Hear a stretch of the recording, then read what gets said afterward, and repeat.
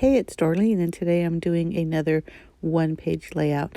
You can see here I'm pulling out my hiking scrapbooking kit that I created, and I did a video on that. If you're interested, I'll try to remember to link that. But basically, I pulled out some pattern papers. I am following a sketch for this layout, and you'll see the sketch soon enough. But I gathered some pattern paper that I thought worked well with these photos. We did a lot of hiking in the year 2020, and so I've created an album just for those hiking photos. So here's the layout right here, or the sketch, and you can see as I'm moving along this layout that I was inspired by the sketch but didn't follow it exactly. The one thing I like about making the kit prior to putting these pages together is that I used a lot of pattern paper in this one particular layout. Matter of fact, I used 4 different ones, and I got to tell you, I probably wouldn't have put them together or pulled them out of my stash except for the fact that they're in this kit. So if that's something you're considering, or you've got a lot of paper, this is a great way to have it kind of in front of your face, if you want to call it that, right?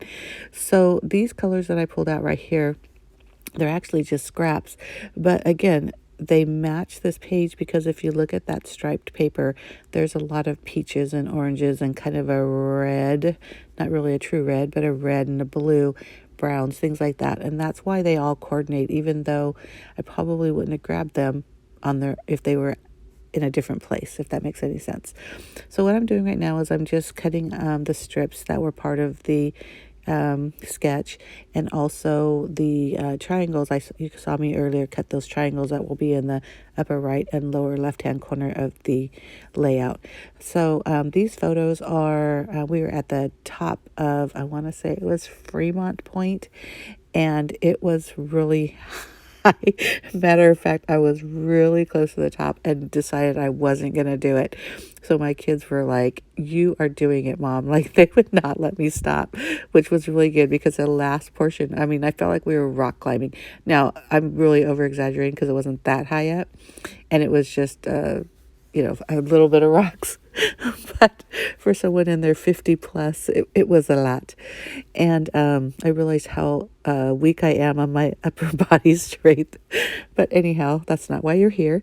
So I'm just adhering the strips, and I'm putting together the layout, basically the background of it, or the base of it.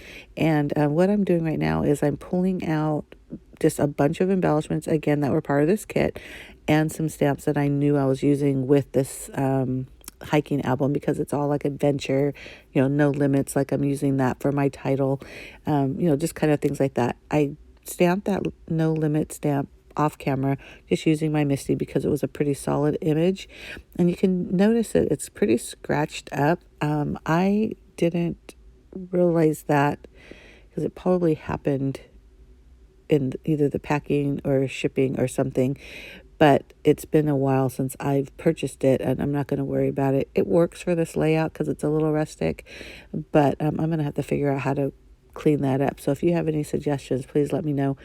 So once I start gathering all my little embellishments to make my cluster, I'm just kind of fiddling around with them, auditioning them, if you will, here and there, and what I want to do. That green circle, I peeled off some squares, and that was from a swap that I did years ago. Somebody had gifted me in the swap, and even though the color doesn't really coordinate with the rest of the greens, but it still works because it's such a small part of this layout, and I'm not gonna be so focused on, it's the wrong tone or something, because the picture obviously is appropriate for the layout.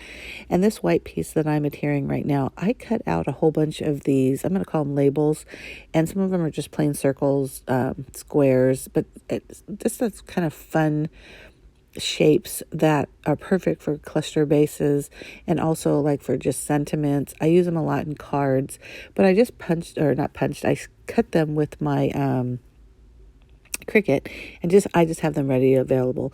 So here's the sketch again. So that heart that's over in that right hand side, now you see how that's a heart within a circle. I didn't do that on this layout, but when I saw that heart sticker, I thought it still kind of goes with the sketch. And again, it wasn't that I had to follow it to the T, but when I'm working with the sketch, I do like to follow it as closely as possible, I guess. So originally I had put a flower in that one little area, and I didn't like the flower that I chose originally, and that's why I had pulled it off. But then as I was going through my embellishments, I did see this one that's on there now, that mustard colored one, and I like that so much better. And I do like it as part of the cluster. So just a little tips, I guess, for the clusters. Always try to do with odd numbers, and just make sure that they overlap at some point, even if it's just a tiny, tiny piece, because then it looks like it's one image versus a whole bunch of just kind of random stuff. So it's just a little tidbit. I did my little online or thin line border around that white label. But I hope you like this. Give me a thumbs up if you do. Make sure you hit that subscribe button below. I did promise myself, or made a goal for myself this year, I would do 2 videos a week, and at least one of those would be scrapbooking. And so here's my scrapbooking for this week. Thanks for watching. Bye.